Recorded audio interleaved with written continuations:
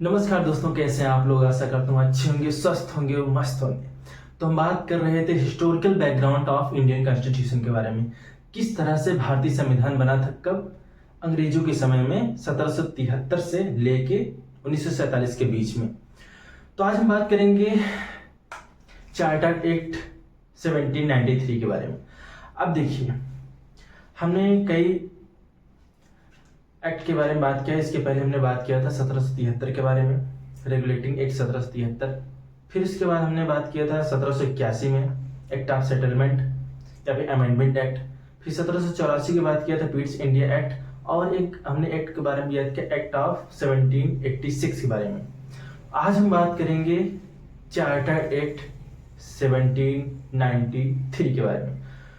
तो इसके बात करने से पहले हम आप एक चीज बात करना चाहते हैं। इस अगर आज ये वीडियो आप देख रहे हैं तो आप इसके पिछले वाले भी वीडियो देख लेंगे तो ज्यादा समझ में आएगा। ठीक है, अब देखिए 1773 की बात है, जब यहाँ पे क्या होता है कि अब जितने भी एक्ट्स आएंगे हमारे हर 20-20 साल में आएंगे, पहली बात इसकी है। ठीक है, जितने भी एक्ट आएंगे इस समय हर 20-20 साल बाद आएंगे।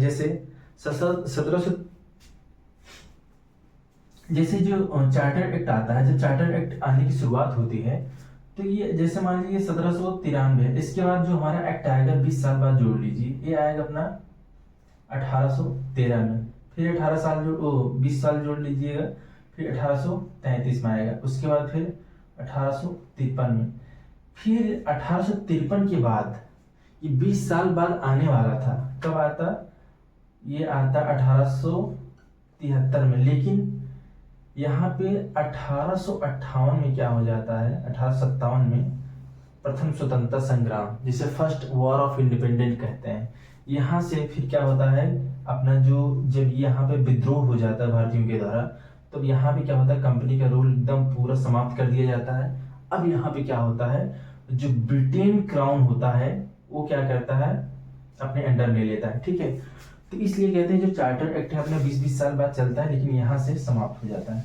अब देखिए चार्टर एक्ट जो 1773 में आया था, इसकी बात कर लेते हैं। देखिए सबसे पहले क्या होता है कि ये 20-20 साल, अब जैसे ये जो 1793 में आया है, अब 20 साल बाद मतलब बना दिया जाता है। जो ब्रिटेन की जो पार्लियामेंट है बोलती है कि जो ट्रेड मोनोपोली है, जो अपनी ईस्ट इंडिया कंपनी की जो ट्रेड मोनोपोली है, कि मतलब ब्रिटेन से केवल एक ही कंपनी जाएगी भारत में शासन करने के लिए, वो 20 साल के लिए बढ़ा दिया जाता है। कि मतलब 20 साल तक भारत में ब्रिटेन के द्वारा जो कंपनी भेजी जाएगी, ईस्ट इंडिया कंपनी 20 साल तक रहेगी। अभी कोई ऐसी कंपनी नहीं जाएगी ब्रिटेन से जो भारत में व्यापार करेगी। मतलब 20 साल के लिए और बढ़ा दिया जाता है कि 20 साल तक भारत में केवल एक ही कंपनी शासन करेगी या फिर व्यापार करेगी। कौन है? East India company. पहली बात तो ये। ठीक है, इसका ट्रेड मोनोपोली बढ़ा दिया जाता है। अब ये क्या होगा ना, 1813 में क्या होगा, इसकी ट्रेड मोनोपोली को कम कर दिया जाएगा। इसकी बात हम बाद में करेंगे। ठीक है, और दूसरा जो बात कर रहे हैं इसमें कि हमने एक्ट ऑफ 86 में बात किया था कि जो लॉर्ड कॉर्नवालिस था उस समय के जो गवर्नर जनरल था, बोलता है कि जो एग्जीक्यूटिव काउंसिल थी जो उसकी 4 मेंबर की, उसमें क्या होता है, ओवर राइडिंग पावर उसकी बढ़ा दी जाती है। एक्ट ऑफ 1786 में बात किया था, जो लॉर्ड कॉर्नवालिस आया था भारत में गवर्नर जनरल बनके, उसकी जो शर्त थी यही थी कि हमें तभी गवर्नर जनरल बना के भेजिए जब मुझे ओवर राइडिंग पावर दिया जाएगा, इसमें एग्जीक्यूटिव काउंसिल में, प्लस कमांडर इन चीफ मैं ही रहूंगा अपने एग्जीक्यूटिव काउंसिल का। ठीक है, जो मतलब सैन्य का एकदम सर्वे सर्वा रहेगा, मतलब कोई भी डिसीजन लेना हमें तुमसे पूछने की जरूरत नहीं है, इससे एग्जीक्यूटिव काउंसिल से आया था। अब यही जो पावर थी ना लॉर्ड कॉर्नवालिस के समय, इसमें बोला जाता है कि ये जितने भी फ्यूचर में गवर्नर जनरल आएंगे, मतलब भविष्य में जितने फ्यूचर गवर्नर जनरल आएंगे, जो ओवर राइडिंग पावर रहेगी वो बरकरार रहेगी। मतलब कि एग्जीक्यूटिव काउंसिल जो है उतनी पास पावर नहीं रहेगा, मतलब गवर्नर जनरल जो चाहेगा वो अपना कर सकता है। ठीक है, स्पेशल पावर दी जाती है उसको। ठीक है, एक तो 20 साल के लिए बढ़ा दिएगा। दूसरा कि जो अभी जो मतलब ओवर राइडिंग की पावर थी वो कंटिन्यू रहेगी। कब तक? जो फ्यूचर के जितने भी गवर्नर जनरल हैं उनके लिए बढ़ा दिया जाता है। और दूसरा बोलते हैं कि जो बोर्ड ऑफ कंट्रोलर थी, बोर्ड ऑफ कंट्रोलर और इसके जितने भी स्टाफ थे, ठीक है, जितने भी स्टाफ थे इनकी क्या होती है, जो सैलरी आती है, पहले क्या होती है, जो ईस्ट इंडिया कंपनी रहती है वो इनको सैलराइज करती है, मतलब कि ईस्ट इंडिया कंपनी की जो कोस्ट था, मतलब जो अकाउंट था, उससे पैसा दिया जाता है। लेकिन अब बोलते हैं कि जो ईस्ट इंडिया कंपनी है अब वो पैसा नहीं देगी, अब देगा कौन, जो इंडिया का जो अकाउंट होगा, इंडियन अकाउंट से पैसा जाएगा। ठीक है,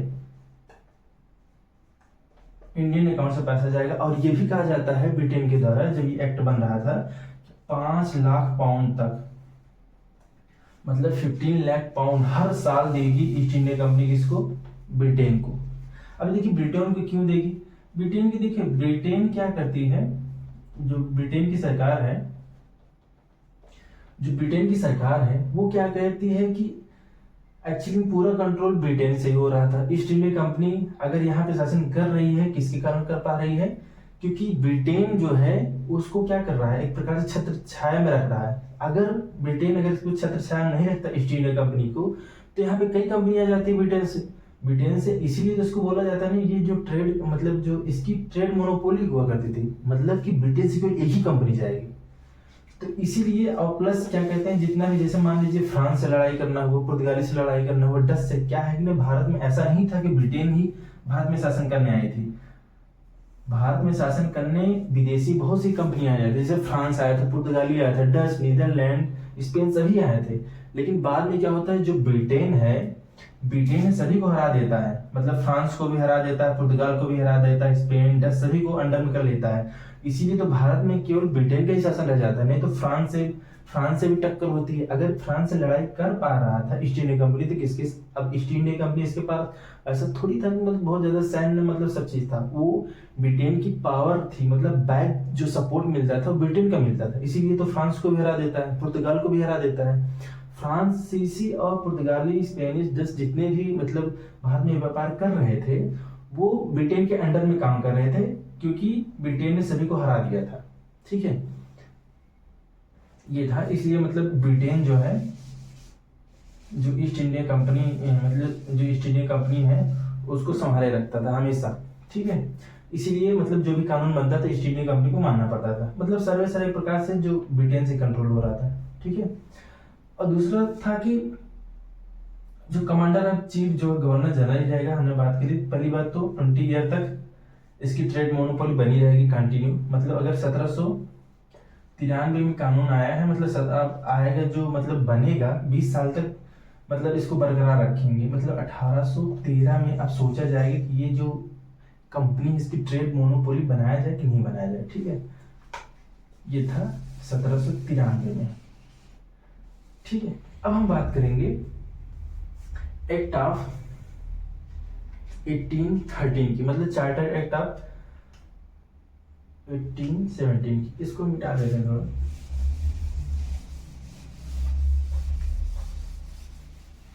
अब देखिए क्या होता है, 20 साल हो जाते हैं। अभी क्या था कि जो कंपनी का 20 साल के लिए बोला जाता है, मतलब 1793 में बोला जाता है 20 साल तक कंपनी अपना शासन करती रहेगी, मतलब जो भी है, ठीक है, वो अपना व्यापार करती रहेगी, शासन करती रहेगी। लेकिन 1813 में क्या होता है ना, जो 20 साल जैसे ही होता है ना, तो चार्टर एक्ट 1813 जब आता है, इसमें क्या करते हैं कि जो कंपनी की ट्रेड मोनोपोली थी, ट्रेड मोनोपोली का मतलब हमने पहले बताया, मोनोपोली का मतलब होता है एकाधिकार, कि मतलब कि ब्रिटेन से केवल एक ही कंपनी आएगी भारत में शासन करने के लिए।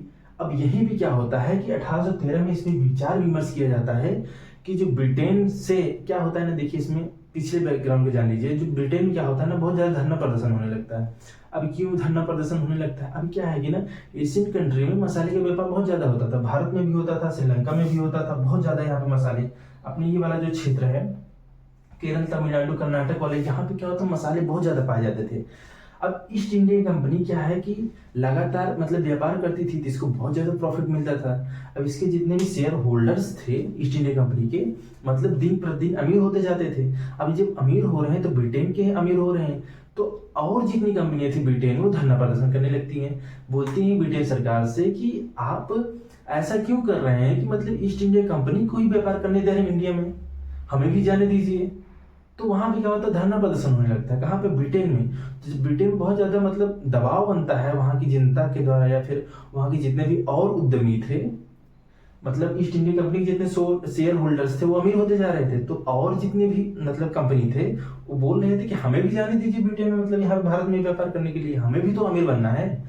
तो यहाँ पे क्या होता है, जब ब्रिटेन सरकार के ऊपर दबाव बनता है तो क्या करती है ना कि ईस्ट इंडिया कंपनी से इसका जो एकाधिकार था ना छीन लेती है। बोलती कैसा करिए, जो ईस्ट इंडिया कंपनी है अपनी, जो ईस्ट इंडिया कंपनी है ये क्या करेगी, अब व्यापार ना करके शासन करेगी। मतलब व्यापार ना करके अब शासन करेगी। व्यापार करने के लिए ब्रिटेन से और लोग आ सकते हैं। समझ रहे हैं ना मेरी बात? मतलब इसका ट्रेड मोनोपोली समाप्त हो जाता है। जो ट्रेड मोनोपोली थी, एकाधिकार था, ट्रेड मोनोपोली जो था ये क्या होता है, समाप्त कर दिया जाता है। मतलब अब जो ईस्ट इंडिया कंपनी एक्चुअल में अब व्यापार ना करके अब क्या काम करेगी, अब ये काम करेगी एडमिनिस्ट्रेटिव का काम, मतलब कि ये अब शासन करेगी। ठीक है, लेकिन लेकिन लेकिन इसमें एक शर्त रखा जाता है कि चाइना से, मतलब चाइना से व्यापार कौन करेगा, ईस्ट इंडिया कंपनी करेगी। ठीक है, मतलब ईस्ट इंडिया कंपनी चाइना से भी व्यापार करेगी।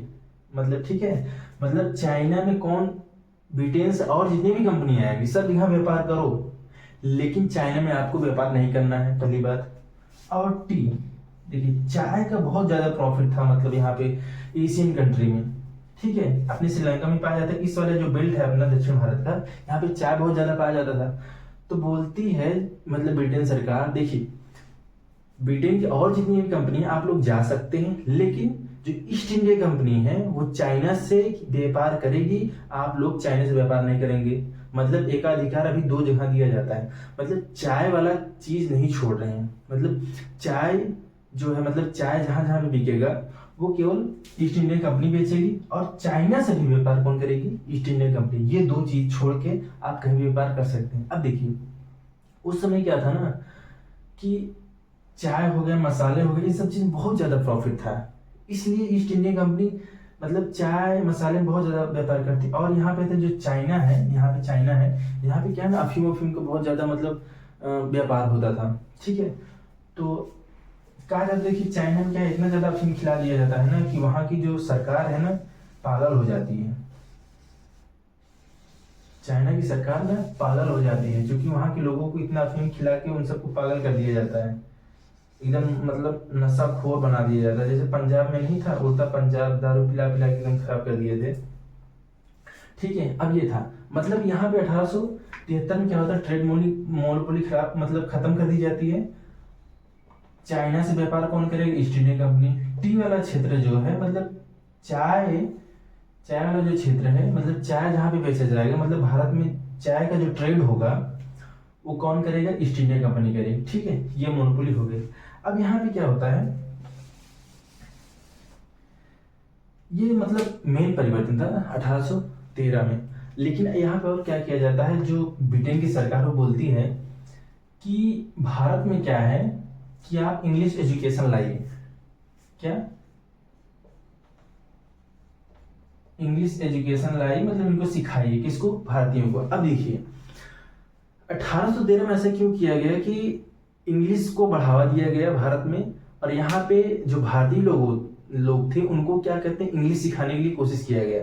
ये क्यों किया गया, देखिए जो अंग्रेज थे वो ऐसा नहीं था बहुत लाखों की संख्या में आए थे भारत में, नहीं, बहुत कम थे।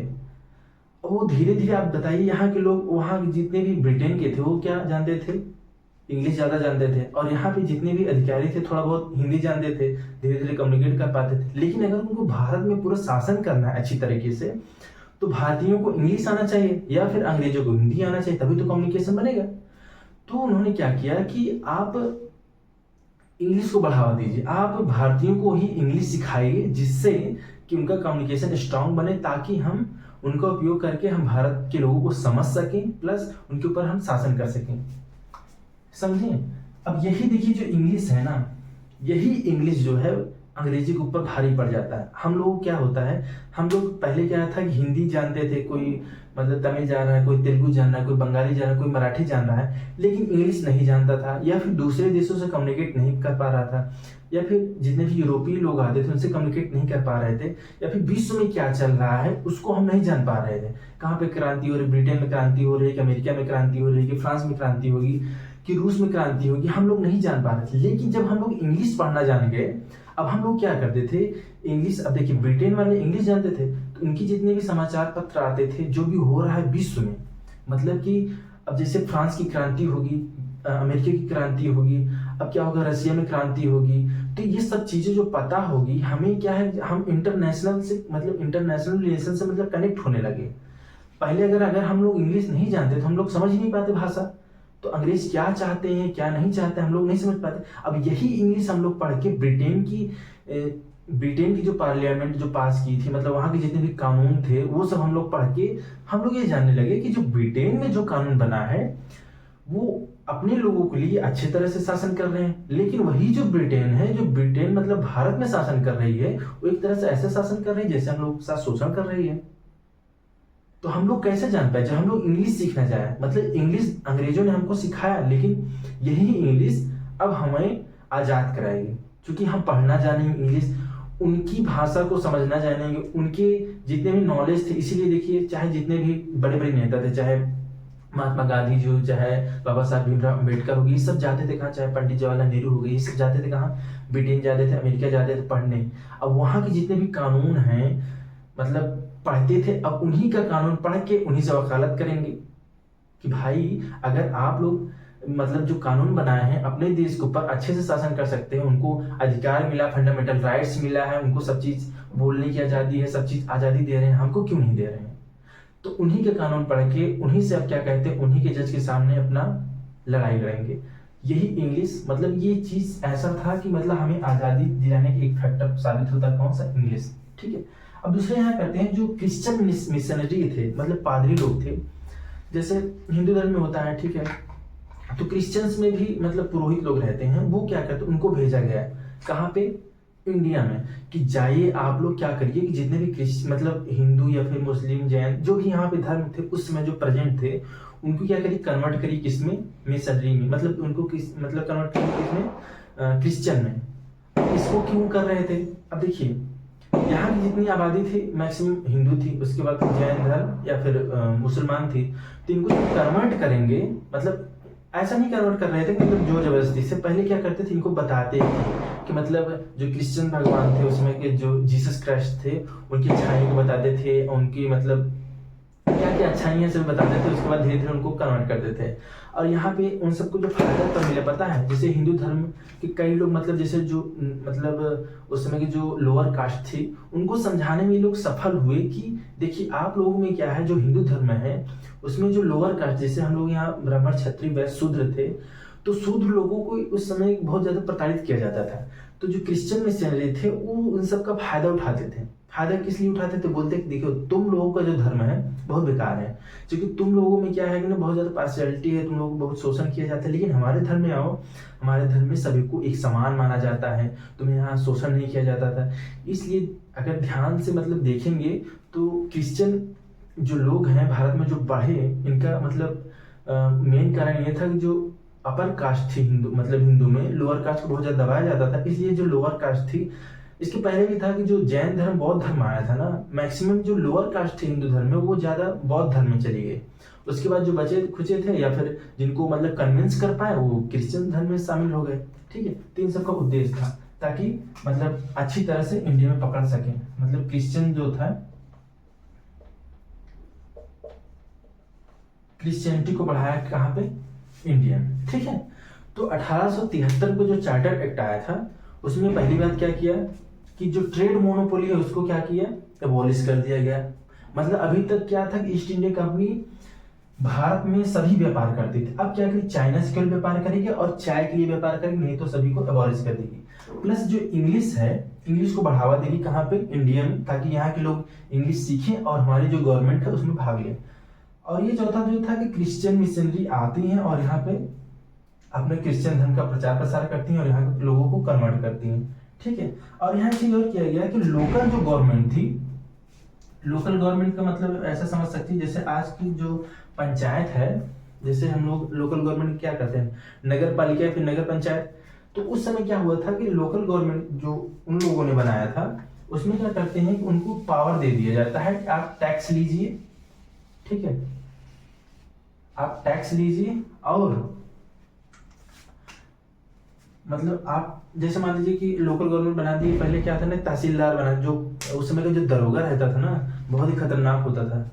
आज का दरोगा उतना नहीं, उस समय का जो दरोगा बना था तहसीलदार, वो एक प्रकार उस समय का वहाँ का मतलब सर्वे सर्वा होता था, वही क्या कहते हैं निर्णय भी लेता था, मतलब जज भी वही रहता था, प्लस वहाँ का शासन भी वही संभालता था, जितने भी मिलिट्री अफेयर था वही संभालता था, मतलब सब चीज वही देखभाल करता था। और उसका ये भी काम कर दिया गया था कि आप क्या कहते हैं इसमें टैक्स, जैसे लोकल गवर्नमेंट मतलब छोटे छोटे जो गांव मतलब कस्बे थे, जैसे मान लीजिए कि छोटे छोटे जो गांव कस्बे रहते थे, उन सब में वो टैक्स कलेक्ट कर सकता था और उसको पनिश भी कर सकता था, अगर नहीं दे रहे हैं ना उसको पनिश भी कर सकता था, मतलब जो जबरदस्ती भी कर सकता था, ले भी सकता था, मतलब इतना उसको पावर दे दिया गया था, लोकल गवर्नमेंट को इतना ज्यादा पावर दे दिया गया था।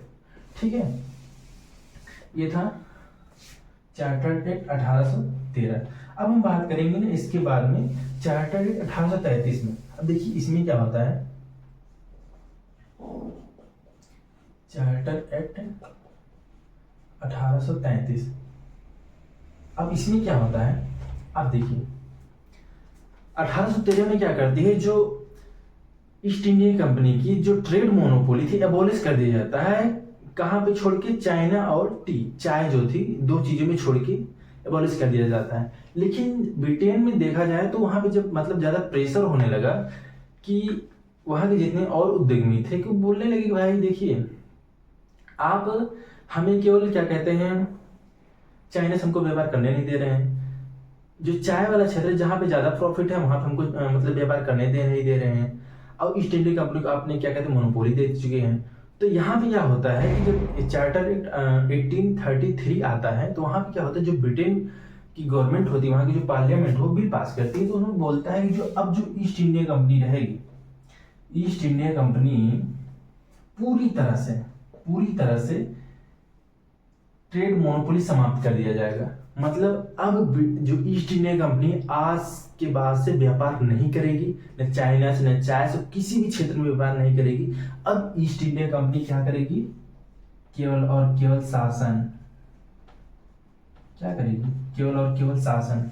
मतलब ईस्ट इंडिया कंपनी अब एज ए ट्रेडर ना होके एज एडमिनिस्ट्रेटर हो जाएगी। हमने आप पिछले वीडियो में बात किया था ना कि एक मतलब दौर आएगा जब आज जो ईस्ट इंडिया कंपनी है जिस तरह से अभी ट्रेड कर रही है एज ए एडमिनिस्ट्रेटर हो जाएगी, शासन करने लगेगी। तो कौन सा दौर था, वो 1833 का था। ठीक है, 1833 में क्या करेगी, अब ईस्ट इंडिया कंपनी यहाँ पे ट्रेड ना करके शासन करने लगी पूर्णतः। अब ट्रेड कौन करेगा, ट्रेड देखिए यहाँ पे दो चीजें, पहली बात तो अलग अलग मतलब देशों की भी कंपनियां आती थी। ठीक है, जैसे फ्रांस की भी आती थी, फ्रांस की भी आई है, पुर्तगाल के भी आए, स्पेन के भी आए, डच के भी आए, सब आए, जर्मनी के भी आए। ठीक है, लेकिन फ्रांस, पुर्तगाल, जर्मनी जितनी भी कंपनियां थी उन सबको हरा देती कौन, ईस्ट इंडिया कंपनी। किसके सपोर्ट से, ब्रिटेन की। ठीक है, और जो ब्रिटेन से अब जितनी भी कंपनियां, अब पहले कितनी आई थी, केवल एक ही कंपनी थी ब्रिटेन से, कौन, ईस्ट इंडिया कंपनी। अब ब्रिटेन से कई कंपनियां आ सकती हैं कहाँ पे, भारत में, क्योंकि अब ईस्ट इंडिया कंपनी इसको पूरा भारत को पूरा कैप्चर कर चुकी रहती है। 1833 आते आते देखेंगे भारत में लगभग जो क्षेत्र है ना वो क्या करती है, ईस्ट इंडिया कंपनी कैप्चर कर चुकी रहती है। मतलब इधर से आपकी मुगल सल्तनत समाप्त, मराठा सल्तनत समाप्त, हैदराबाद के नवाब समाप्त, इधर टीपू सुल्तान समाप्त, इधर क्या कहते हैं अपने राजा रणजीत सिंह जो पंजाब साइड में थे वो भी समाप्त। ठीक है, और यहाँ पे बंगाल, इसको तो पहले ही समाप्त कर दिए रहते हैं 1764 में बक्सर के युद्ध में। ठीक है, अब लगभग भारत जो है पूरा कैप्चर हो चुका रहता है, मतलब पूरा एकदम कैप्चर हो चुका है, किसके अंडर में आ गया, ईस्ट इंडिया कंपनी में। अब यहाँ पे क्या होता है, जो ईस्ट इंडिया कंपनी है वो केवल क्या करेगी, शासन करेगी। अब यहाँ से शुरू होगा अंग्रेजों का तांडव। अब यहाँ पे क्या होगा, पूरा एकदम कैप्चर कर चुका होगा। अब यहाँ पे अब वही है, लॉर्ड डलहौजी आता है, वो हड़पने की नीति अपनाता है। उसके बाद धीरे धीरे जितने भी मतलब छोटे मोटे और भी राजा रहते हैं उनको क्या करते हैं, धीरे धीरे हड़पने लगता है। अब यही 33 के बाद फिर 1853, फिर 1857 में क्या होता है, प्रथम स्वतंत्रता संग्राम हो जाता है, जिससे क्या होता है कि जो ईस्ट इंडिया कंपनी रहती है या फिर ब्रिटेन रहता है पूरा हिल जाता है, क्योंकि उस समय के जितने भी राजा महाराजा थे, जितने भी सैनिक थे या फिर जितने भी लोग थे त्रस्त हो गए थे किससे, ईस्ट इंडिया कंपनी से। तो विद्रोह कर देते हैं, बहुत ही खतरनाक विद्रोह होता है जिसमें ईस्ट इंडिया कंपनी पूरी मतलब दहल जाती है। उसको लगता है मतलब ऐसा लगता है कि अब ईस्ट इंडिया कंपनी भारत को नहीं संभाल पाएगी, नहीं झेल पाएगी, अब यहाँ से हमें बोरिया बिस्तर बांध के चलना पड़ेगा कहाँ, ब्रिटेन। लेकिन किसी न किसी तरह से बहुत मार काट होता है, तो ईस्ट इंडिया कंपनी क्या करती है, धीरे धीरे फिर मतलब कैप्चर कर लेती है। ठीक है, तो 1833 की बात करें, 1833 में क्या होता है, पहली बात ईस्ट इंडिया कंपनी की मोनोपोली जो होती है पूर्णतः समाप्त कर दी जाती है। अब ये क्या काम करेगी, केवल और केवल शासन का काम करेगी। ठीक है, केवल और केवल क्या करेगी, शासन काम करेगी। अब क्या करती है, जो ईस्ट इंडिया कंपनी एकदम सेंट्रलाइज कर दिया जाएगा। ठीक है, ईस्ट इंडिया कंपनी क्या कर दिया जाएगा, एकदम सेंट्रलाइज कर दिया जाएगा। मतलब कि अब यहाँ पे जो बंगाल का गवर्नर था ना, हमने बात किया था, जो बंगाल के गवर्नर था, गवर्नर जनरल, अब यहाँ पे बंगाल का जो गवर्नर जनरल था अब भारत का गवर्नर जनरल हो जाएगा। किसका, भारत का गवर्नर जनरल।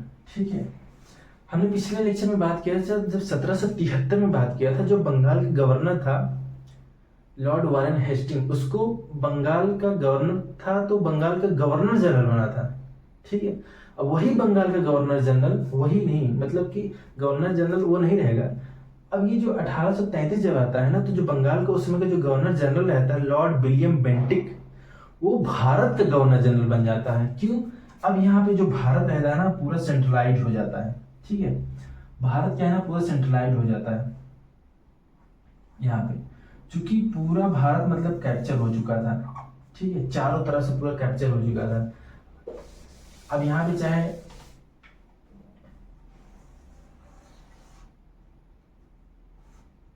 ठीक है, पूरा भारत, यहाँ पे अपना बंगाल था। ठीक है, यहाँ पे अपना उस समय की मद्रास प्रेसिडेंसी थी, यहाँ मुंबई प्रेसिडेंसी थी। अब पूरा भारत क्या था, पूरा कैप्चर हो चुका था। अब यहाँ पे जो लॉर्ड विलियम बेंटिक रहता है 1833 में, बंगाल के गवर्नर जनरल से हो जाता है भारत का गवर्नर जनरल। तो पूछा जाता है कि भारत का पहला गवर्नर जनरल कौन था, भारत का कौन था, तो यही है लॉर्ड विलियम बेंटिक। और ये पूछा जाए कि अंतिम गवर्नर जनरल कहाँ का, बंगाल का। बंगाल का अंतिम गवर्नर जनरल कौन था, लॉर्ड विलियम बेंटिक। और भारत का पहला गवर्नर जनरल कौन था, लॉर्ड विलियम बेंटिक। ठीक है, तो ये होता है। अब यहाँ से क्या होता है, जो ईस्ट इंडिया कंपनी होती है पूरी तरह से अब ट्रेड काम करेगी, सॉरी शासन का काम करेगी। अब ब्रिटेन से जितनी भी कंपनियां हैं बोल दिया जाता है कि भाई तुम लोग जाओ, शासन तुम लोग को व्यापार करना था ना, तुम लोग जाओ व्यापार करो। अब ईस्ट इंडिया कंपनी शासन करेगी, तुम लोग व्यापार करो, व्यापार नहीं करेगी। अब जो जो व्यापार करेगी उससे टैक्स वसूल होगी। ठीक है, क्योंकि ईस्ट इंडिया कंपनी तो पूरा कैप्चर कर चुकी है ना, तो पूरा कैप्चर कर चुकी है, तो भाई जो जो व्यापार करेगा वो टैक्स देगा। भारत के जितने राजा महाराजा थे वो टैक्स दे ही रहे थे। ठीक है, तो ये 1833 में एक काम हुआ था। अब ये 1833 में जब 1833 पूरा सेंट्रलाइज हो जाता है, अब यहाँ पे क्या होता है, पूरा सेंट्रलाइज हो जाता है।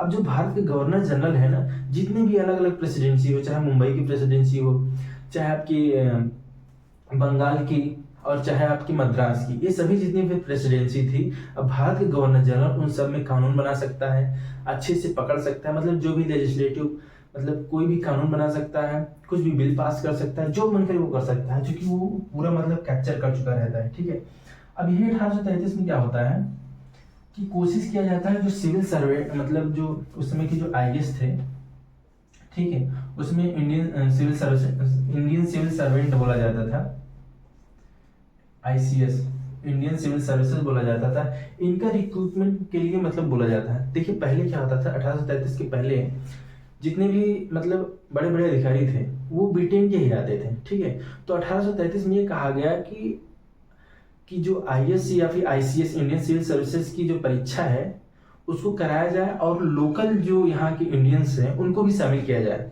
लेकिन यहाँ पे क्या होता है ना, एक जो सीओडी नहीं था, हमने बताया था सीओडी, कोर्ट ऑफ डायरेक्टर, हमने बताया था नहीं, ये 24 लोग थे, ये कौन थे, कंपनी के शेयर होल्डर्स थे। ये अपोजिट हो जाते हैं, मतलब अपोज करते हैं, बोलते हैं नहीं इसकी जरूरत नहीं है, जितने भी बड़े बड़े अधिकारी होंगे वो भारत के ना होके वो ब्रिटेन के ही रहेंगे। ठीक है, तो ये अपोज कर देता है। इसलिए जो 1833 में जो सिविल सर्विस मतलब आईसीएस की जो परीक्षा है, जो सिलेक्शन है, वो मतलब भारत के लोगों को शामिल नहीं किया जाता है ये। लेकिन 1800 अगले 20 साल बाद, जब 20 साल बाद अगला जो चार्टर एक्ट आता है 1853 में, उसमें जो आईसीएस है, आईसीएस की परीक्षा कराया जाता है, तो वहां से इंडियंस को भी शामिल किया जाता है।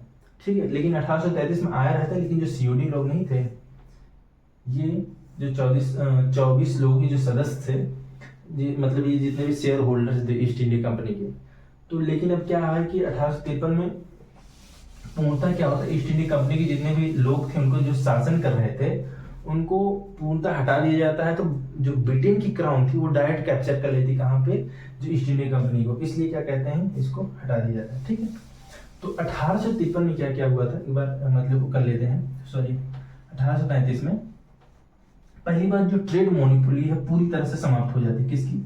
East India company, trade monopoly. और यहाँ से ट्रेड मोनोपोली पूरी समाप्त हो जाती। अब ये क्या करेगी, केवल शासन करेगी, न कि व्यापार करेगी। ठीक है, दूसरा काम ये होता है कि जो बंगाल का गवर्नर जनरल था उसको भारत का गवर्नर जनरल बना दिया जाता है। ठीक है, और ये था, अब इसको मतलब जो मतलब भारत था पूरा सेंट्रलाइज कर दिया जाता। उस समय कौन था, मतलब governor general Lord William Bentinck. Lord William Bentinck, ये कौन था? बेंटिक, ये कौन था? पहला भारत का गवर्नर जनरल। ठीक है, और उसके बाद अब यहाँ से क्या होता है कि जो गवर्नर जनरल है उसको भारत का गवर्नर जनरल बन जाता है, और ईस्ट इंडिया कंपनी की पूरी तरह से मोनोपोली समाप्त कर दिया जाता है। आईसीएस की जो परीक्षाएं कराने की कोशिश की जाती है, लेकिन जो सीओडी थे ना, ये कोर्ट ऑफ डायरेक्टर्स, ये क्या करते हैं, मना कर देते हैं। इसलिए 1833 में ये सब चीजें नहीं हो पाती। ठीक है, तो ये था 1833 का चार्टर एक्ट। तो आज हमने बात किया था 1793 से लेके 1833 के बीच में जितने भी एक्ट्स बने थे, 3, इसकी बात किया। आज इसके बाद हम लोग बात करेंगे 1853 का। तो उसके बाद 1853 के बाद फिर भारत में एक प्रकार से विद्रोह हो जाता है, बहुत खतरनाक। तो उसके बाद हम देखेंगे किस तरह से जो ईस्ट इंडिया कंपनी है एकदम ढल जाती है, और मतलब ऐसा लगता है कि अब ईस्ट इंडिया कंपनी भारत से चली जाएगी। तो उस समय जो मुगल सल्तनत थी उसको फिर से मतलब एक्सपेंड किया जाएगा। लेकिन क्या होता है कि जो उस समय के मुगल शासन के जो अंतिम बादशाह थे, उनको क्या कहते हैं, कैद बंद कर दिया जाता, मतलब कैद कर लिया जाता है, उनको रंगून भेज दिया जाता है। कहाँ पे? म्यांमार में। उसके बाद फिर क्या होता है, जो ईस्ट इंडिया कंपनी पुनः मतलब वापस आती है, उसके बाद फिर ईस्ट इंडिया कंपनी को हटा दिया जाता है, फिर डायरेक्ट ब्रिटेन क्राउन को लिया जाता है। फिर वहां पे जो गवर्नर जनरल, अभी भारत के गवर्नर जनरल है, उसका नाम हटा के अब वायसराय कर दिया जाता है। ठीक है, अब डायरेक्ट ब्रिटेन का वायसराय आएगा। वायसराय, अब यही जो गवर्नर जनरल रहता है उसमें लॉर्ड कैनिंग रहता है 1853 में, 1858 के आसपास। तो लॉर्ड कैनिंग रहता है, उसी को फिर भारत का वायसराय बना दिया जाता है, और एक सेक्रेटरी स्टेट ऑफ इंडिया की स्थापना की जाती है, जिसमें भारत का एक स्टेट मंत्री हुए, कहाँ से? ब्रिटेन का जो कैबिनेट मंत्री रहता है उसका एक मंत्री रहेगा कहाँ पे? भारत में, और वायसराय रहेगा, जो इसमें गवर्नर जनरल है उसी को वायसराय बना दिया जाता है। मतलब दो एक प्रकार से आर्मी होंगे जो भारत पे शासन करेंगे। ठीक है, तो अगले लेक्चर में हम बात करेंगे इसके बारे में। आज के लिए इतना ही, धन्यवाद।